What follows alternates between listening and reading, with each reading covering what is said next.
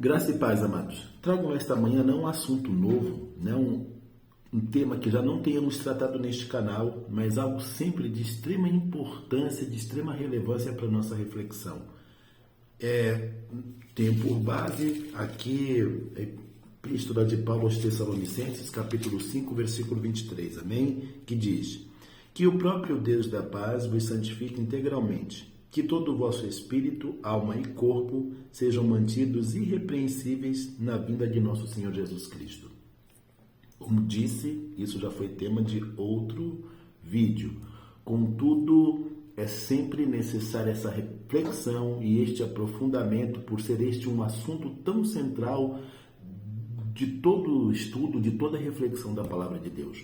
Compreendermos, amados, nessa perspectiva tricotômica, ou seja, somos um espírito que temos uma alma e habitamos em um corpo, é sempre algo extremamente necessário, pois disto depende toda a nossa caminhada, disto depende para onde nos inclinamos, disto depende aquilo que de fato tornamos importante e relevante para a nossa vida, isso depende da nossa interação com o próprio Deus, com a própria Palavra de Deus. Se não entendermos que somos um espírito, se não formos capazes de compreender isto, de sentir enquanto um espírito esta necessidade cada dia maior que deve ser, de nos achegarmos mais e mais a Deus por meio da sua palavra, sinceramente, não nos damos conta de algo vital para a nossa caminhada cristã, que é a nossa busca constante e incessante da palavra de Deus. Se não nos darmos conta da condição da nossa alma, da necessidade dessa transformação que esta alma precisa e desta distinção entre alma e espírito, ficamos refém de muitas coisas. Se não entendermos que o nosso corpo precisa ser mantido, suas paixões devem ser mantidas sobre o nosso domínio, não compreendemos que enquanto cristãos não podemos ser carnais. São questões tão vitais, são questões tão importantes, porque sinceramente são com essas questões que nós lutamos no dia a dia. E a falta de compreensão disto, sinceramente, nos torna extremamente vulneráveis diante de todos esses levantes que enfrentamos. Então, esse texto aqui é a base dessa reflexão, A Bíblia diz que nosso espírito, alma e corpo devem se manter irrepreensíveis na vida do nosso Senhor Jesus Cristo. Está aí, estamos na iminência da vida do Senhor, na iminência de sua segunda vinda, e quão fundamental, quão importante é mantermos-nos nesses três aspectos, nesse aspecto tricotômico, nos mantermos em santidade. Nosso espírito, que é nascido de novo, foi lá que obtivemos a salvação, foi lá que, ao nos arrependermos, ao confessarmos Jesus Cristo como nosso Senhor e Salvador, foi lá que toda a operação salvífica se deu. A Bíblia diz que se alguém está em Cristo é uma nova criatura, esta nova criatura que nós somos em nosso espírito. As coisas velhas já passaram e eis que tudo se fez novo, ou seja, a nossa natureza espiritual, outrora caída, outrora condenada pelo pecado, outrora contaminada pelo pecado, razão pela qual nos distanciou, nos separou de Deus, esta natureza espiritual por conta da morte e da ressurreição do Senhor Jesus Cristo, esta natureza espiritual, ela foi vencida. Nós morremos com Cristo e juntamente com Ele nós ressuscitamos em novidade de vida. Somos uma nova criatura em nosso espírito e por conta disso podemos novamente ter comunhão com Deus. A salvação está em nosso espírito. O espírito daquele nascido de novo é salvo, ou seja, é transformado, nasceu de novo, temos uma nova natureza espiritual. O pecado não tem mais domínio sobre nós, porque ele não habita mais em nossa natureza espiritual. É por esta razão que João, por exemplo, diz que aquele que é nascido de Deus não peca. O que é nascido de Deus é o nosso espírito.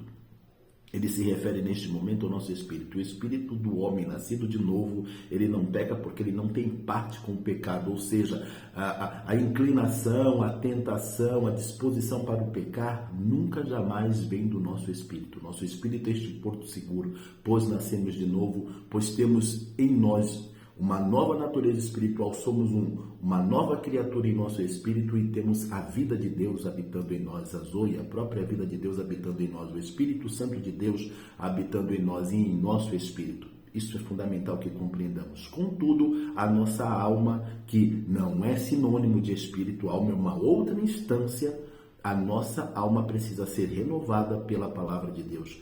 A palavra de Deus ela é enfática. Nós temos lá em Tiago, por exemplo, que fala sobre a necessidade de nós recebermos com mansidão esta palavra, a palavra em nós implantada, a qual é poderosa para salvar a nossa alma. Nossa alma precisa ser transformada por meio da palavra de Deus. Nós temos lá em Romanos capítulo 12, no versículo 2, e não vos conformeis com este mundo, mas transformai-vos pela renovação do vosso entendimento, para que experimenteis qual seja a boa, agradável e a perfeita vontade de Deus. Nossa alma, ou seja, nosso conhecimento, nosso entendimento, nossa forma de pensar, precisa ser transformada por meio da palavra de Deus.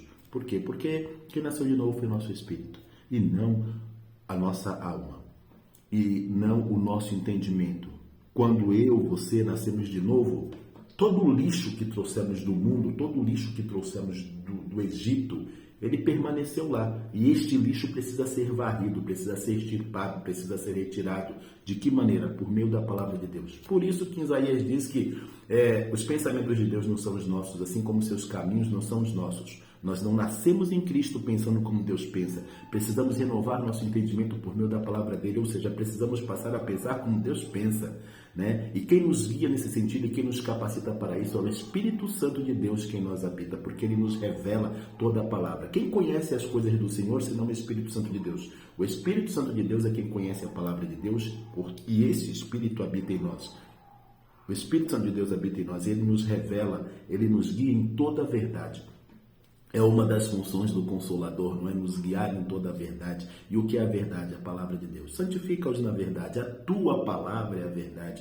É o Espírito Santo de Deus que nos revela a palavra, que nos dá entendimento da palavra de Deus, que nos dá a revelação desta palavra. E esta palavra precisa ser revelada de fato em nosso espírito, para que ela desça ao nosso coração, não apenas fique em nossa alma, nos levando a concordar, a ter um assentimento mental, contudo não experiência em nosso espírito desta palavra. Então, precisamos da revelação da palavra de Deus que nos é dada por meio do Espírito Santo de Deus que habita em nós. E é esta revelação, esta palavra sobre a qual meditamos, esta palavra revelada em nós que renova o nosso entendimento, que nos leva a pensar como Deus pensa. E o nosso corpo, essa instância criada do pó da terra, está lá em Romanos 12, 1.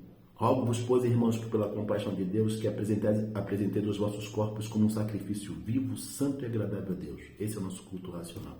É compreendermos que este corpo, que as paixões desta carne, que militam contra o nosso espírito, devem ser mantidas em resignação à palavra de Deus, por meio do nosso espírito. Vemos isto em Gálatas, Gálatas deixa claro, entre outras passagens, outras epístolas, mas Gálatas ela é específica em deixar clara essa luta existente entre o espírito e entre a alma, espírito e corpo. E quem prevalecerá? Aquele que estiver mais forte, certo?